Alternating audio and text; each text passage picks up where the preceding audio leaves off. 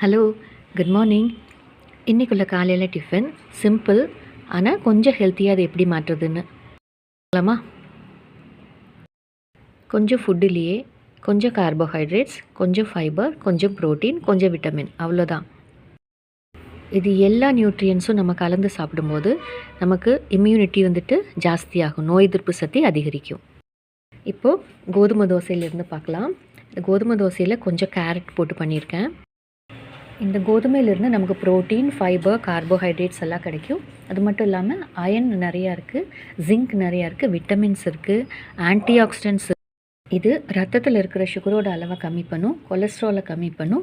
இது wait management பண்ணுறவங்களுக்கு, weight loss பண்ணணும்னு நினைக்கிறவங்களுக்கு இது தொடர்ந்து கோதுமை சாப்பிட்டுட்டு வந்தால் நல்ல ஒரு ரிசல்ட் கிடைக்கும்.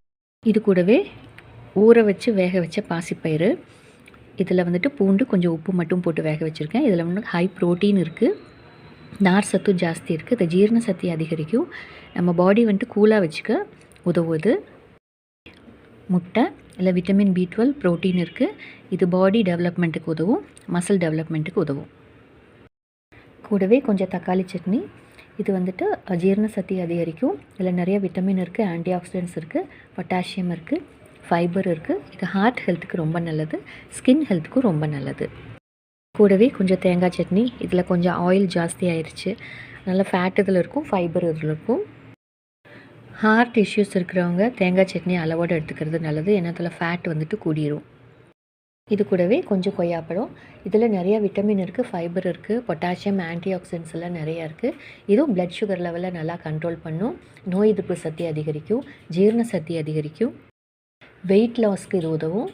இது எல்லா ஃப்ரூட்ஸை விட இந்த கொய்யா பழத்தில் தான் விட்டமின்ஸ் ரொம்ப ஜாஸ்தி இருக்குது.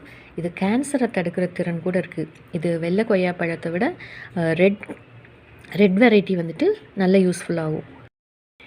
இது அடிக்கடி சாப்பிட்டுட்டு வந்தோம்னா கொய்யாப்பழம் நல்ல ஸ்கின்னில் ஒரு நல்ல ஒரு ஷைனிங் கிடைக்கும். பிரேக்ஃபாஸ்ட் வீடியோஸ் மட்டும் இல்லாமல் லஞ்சோட வீடியோஸ் அப்லோட் பண்ணுறேன். உங்களுக்கு பிடிச்சிருந்தா சப்ஸ்கிரைப் பண்ணிவிட்டு பாருங்கள். இப்போ நான் அடுத்தடுத்து போடுற வீடியோஸ் உங்களுக்கு நோட்டிஃபிகேஷனில் வரும். Eat healthy, be healthy. Thank you. Thanks for watching.